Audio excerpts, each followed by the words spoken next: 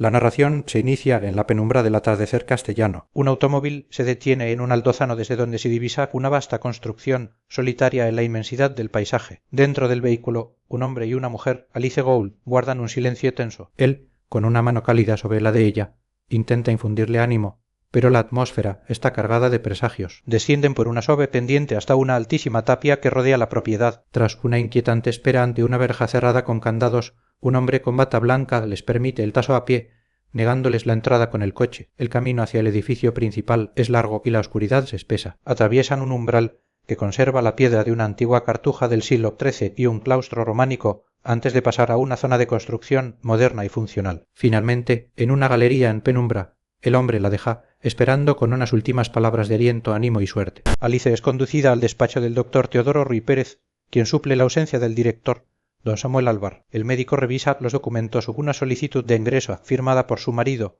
Eliodoro Almenara, y un diagnóstico provisional de paranoia. Una carta privada del doctor Donadillo advierte sobre la extrema inteligencia de la paciente y su habilidad para mentir y construir realidades coherentes que pueden confundir incluso a psiquiatras inexpertos. Cuando Alice entra, su apariencia confunde al doctor. Es una mujer bella, de unos 40 años, con aspecto de dama anglosajona, vestida con una elegancia que desentona con el lugar. Su porte no es el de una enferma angustiada, sino el de alguien que exige pleitesía. Durante el interrogatorio inicial, Alice responde con un aplomo y una agudeza que desarman a Ruy Pérez. Confirma saber que se encuentra en un sanatorio psiquiátrico, pero lo define como un secuestro legal orquestado por su marido. Con una lógica implacable y no exenta de sarcasmo, desmonta las preguntas del doctor, comparando su especialización en química con la especialización médica de él para justificar su supuesto desconocimiento sobre venenos. Declara ser detective diplomada, una profesión que ejerce en secreto para combatir la lacra de la delincuencia. La fábula delirante que presenta es la siguiente. Su marido, Eliodoro, a quien describe como un hombre apuesto pero ignorante y adicto al juego, intentó envenenarla para administrar su fortuna. Al fracasar, urdió un plan para hacerla pasar por loca, introduciendo veneno en sus propios medicamentos y acusándola a ella del intento de homicidio ante el incompetente doctor Donadío. Ruy Pérez, aunque internamente anota que todo encaja con un diagnóstico de paranoia pura, se ve superado por la inteligencia de Alice, quien culmina su argumentación comparando su situación con la de Cristo, traicionado y crucificado por seres inferiores como Anás y Caifás. El médico, considerándola doblemente peligrosa por su inteligencia y su enfermedad, decide tomar precauciones severas. Sola en el despacho, la compostura de Alice flaquea. Siente angustia ante el siniestro escenario en el que deberá actuar. Ella está allí voluntariamente, en una misión profesional para investigar un crimen, y el hecho de que la crean loca es parte de su plan, una coartada perfecta para sus pesquisas. Sin embargo, la idea de convivir con el dolor de los enfermos mentales la aterra. Su espera termina con la llegada de Montserrat Casté, una joven alegre y de aspecto deportivo, que resulta ser la psicóloga y asistenta social, muy lejos de la imagen de lo que era robusta que Alicia había imaginado. Entre ambas surge una simpatía inmediata, cimentada al descubrir que ambas practican judo. Montserrat la guía en sus primeros pasos,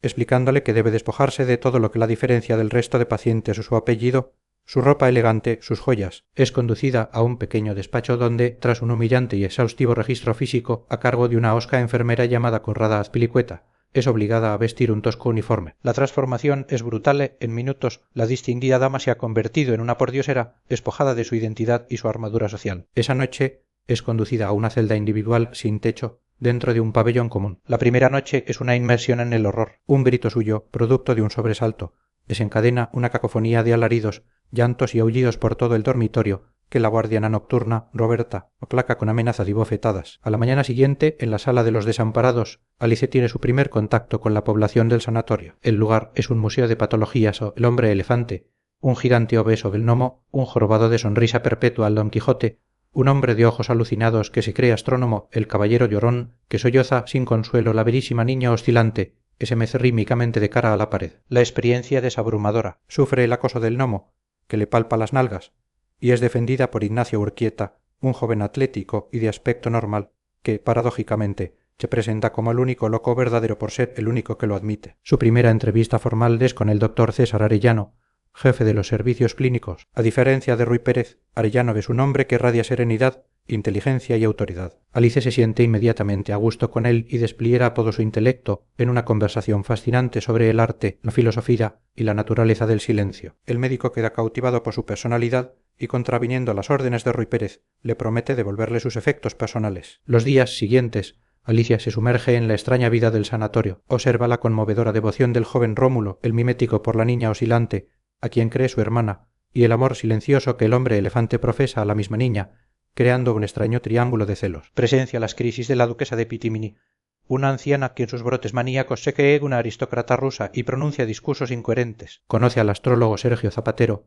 quien le muestra sus cuadernos llenos de cálculos indescifrables y letras de colores, un detalle que Alicia anota mentalmente para su investigación. Sometida a una batería de tests psicológicos por Montserrat, Alice los supera con una brillantez que confirma su inteligencia superior. En sus conversaciones con el doctor Arellano aprende sobre las dolencias de sus compañeros, conoce la historia de don Luis, el caballero llorón, cuya psicosis depresiva se manifiesta en un delirio de culpa por una infamia seducir a su nuera que nunca cometió. También la del hortelano, un hombre curado hace décadas pero que sufre una fobia a abandonar el único hogar que conoce. La vida en el sanatorio se ve sacudida por una desastrosa excursión campestre organizada por el director Alvar. Un encuentro con un rebaño de ovejas provoca el pánico y la dispersión de los enfermos. En la confusión, varios se fugan, uno se ahoga en un arroyo y el pequeño Rómulo es brutalmente asesinado. Durante la excursión, Alicia es testigo del delirio mesiánico de Dios Padre, un anciano patriarca que dirige a su plan familiar con discursos teológicos. La jornada termina con una tormenta que revela la fobia al agua de Ignacio Urquieta, quien sufre una crisis de pánico. En el camino de regreso, Alicia es atacada por el gnomo, pero se defiende con sus conocimientos de judo y lo lanza por los aires. Poco después,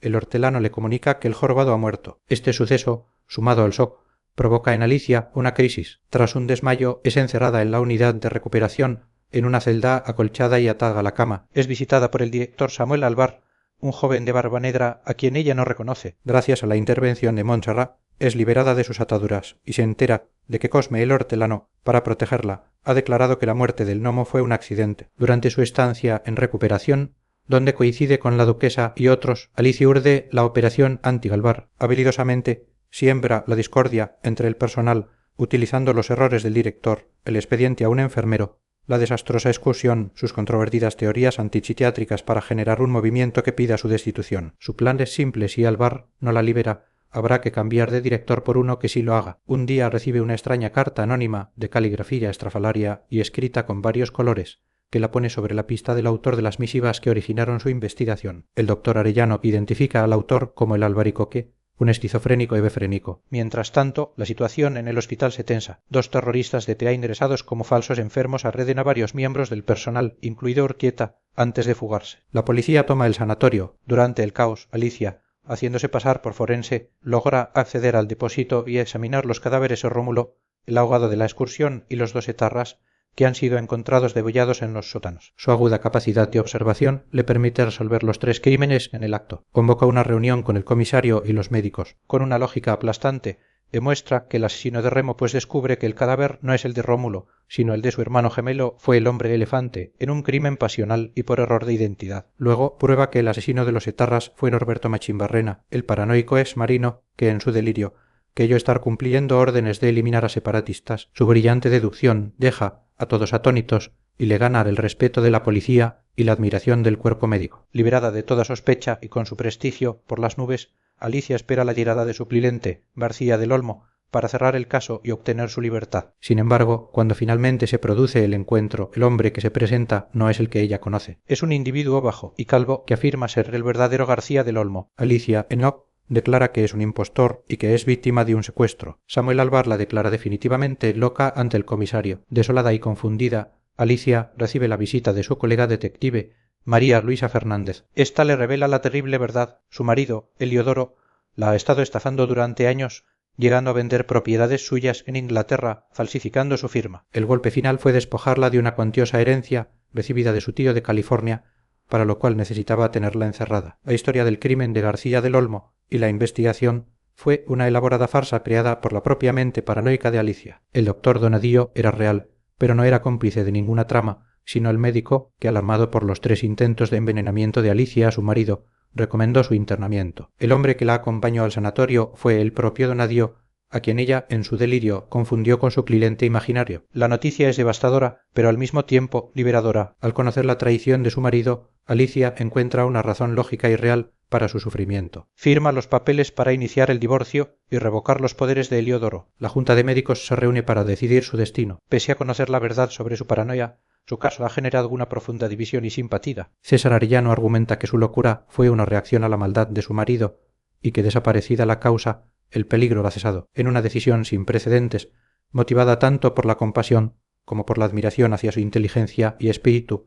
Votan unánimemente por confirmar su declaración de sanidad. Alicia Gould abandona el hospital legalmente cuerda. Sin embargo, en el coche de alquiler que la lleva de vuelta a Madrid, le invade una profunda desolación. La idea de regresar a su casa vacía, a una vida solitaria, la aterra. Sufre una crisis de angustia, fiebre y náuseas. Entonces, al igual que los enfermos con fobia de alejamiento, siente un alivio inmenso al pedirle al conductor que dé la vuelta. Acepta su verdadera vocación, su lugar no está en el mundo de los cuerdos, sino allí, ayudando a los renglones torcidos de Dios. La historia concluye con Alice contemplando el sanatorio. Es del mismo altozano del principio, pero esta vez no con aprensión, sino con la serena certeza de quien regresa a su verdadero hogar.